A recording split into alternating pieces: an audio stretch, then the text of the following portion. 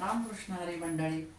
मागच्याच व्हिडिओमध्ये आपण पाहिलं होतं की नामस्मरणामध्ये संतांनी नामस्मरणाचं महत्त्व ग्रंथामध्ये कसं सांगितलेलं आहे किंवा का सांगितलेलं आहे. आज आपण बघणार आहोत त्याच्या पुढचाच विषय म्हणजे जर तुम्ही देवाचे नाम घेताय तर कोणत्या देवाचं नाम घ्यायचं, एका देवाचं नाम घ्यायचं की अनेक देवांचं घ्यायचं, या विषयावर मी तुमच्याशी आज बोलणार आहे. तर खूप त्याचं सोपं आणि सरळ उत्तर आहे. तर तुम्ही एकाच देवाचं नाव घ्यायचं की अनेक देवांचं नाव घ्यायचं, हा जर प्रश्न तुम्हाला पडला असेल त्याचं उत्तर मी तुम्हाला सांगते की तुम्ही एकाच देवाचं कुठल्या तरी नाम घ्यायचं म्हणजे काय, तर इतर देवांचं नाम घ्यायचं नाही का, त्यांचा आदर करायचा नाही का, तसं नाही.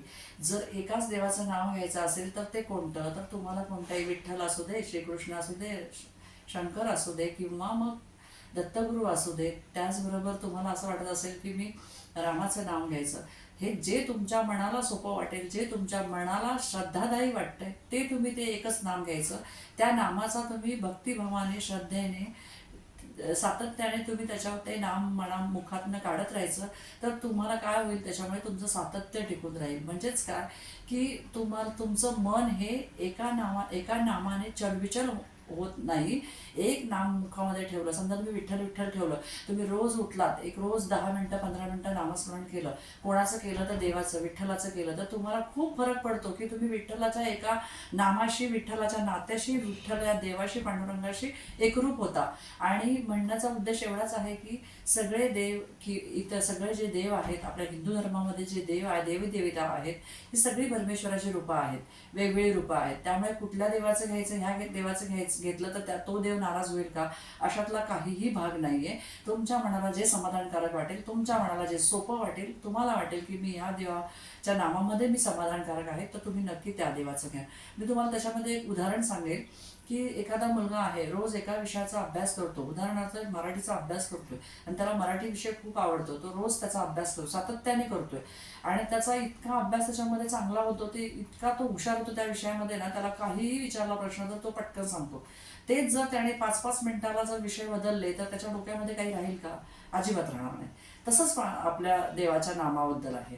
दुसरं उदाहरण मी तुम्हाला सांगेल की रोज एक शेतकरी काय करतो, रोज वेगवेगळ्या झाडांना, तीन झाडं लावलेली असतात, त्या झाडांना वेगवेगळ्या झाडांना रोज पाणी घालतो.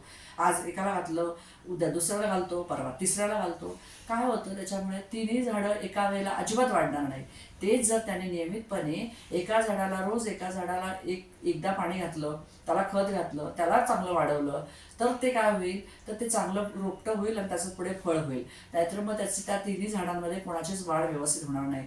तसंच पांडुरंगाप्रती आहे. तुम्ही सगळे देवदेवता आहे, इष्ट देवता आहे, आराध्य देवता कोणती असो तुमची, त्या एका देवतेचं नाव घ्या किंवा देवाचं नाव घ्या आणि ते प्रेमाने, श्रद्धेने, भक्तीने तुम्ही ते नामस्मरण करा.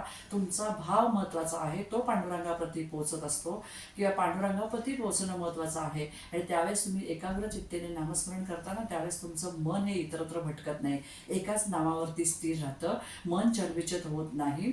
आणि त्याचबरोबर तुम्ही एकाच ठिकाणी स्थिर राहिल्यामुळे तुमचं मन शांत आणि आनंदी राहतं. सगळ्यात महत्त्वाचं म्हणजे शांत आणि आनंदी राहतं, ते चलबिचल नाही. आज एका देवाचे केले, उद्या दुसऱ्या देवाचं नामस्मरण करतो, परवा तिसऱ्याचं करतो, त्याचा काहीही उपयोग होत नाही. मनही आपलं एका ठिकाणी स्थिर राहत नाही. सांगण्याचा भावार्थ एवढाच आहे की तुम्ही एकाच नामावरती जर सातत्य ठेवलं तर तुमचं मन हे भटकणार नाही इतरत्र आणि ते एकाच जागी स्थिर राहील. कसं वाटलं, तुम्ही कोणत्या देवाचं नामस्मरण करता? एका देवाचं करता की अनेक देवाचं करता किंवा करतच नाही?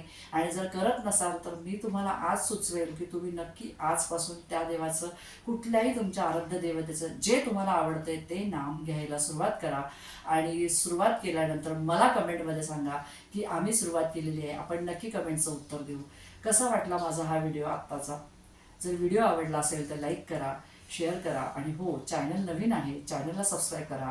असेच अध्यात्माचे नवनवीन व्हिडिओ जर तुम्हाला ऐकायचे असतील तर या चॅनलबरोबर जुळून राहा आणि आपल्या चॅनलला सपोर्ट करा.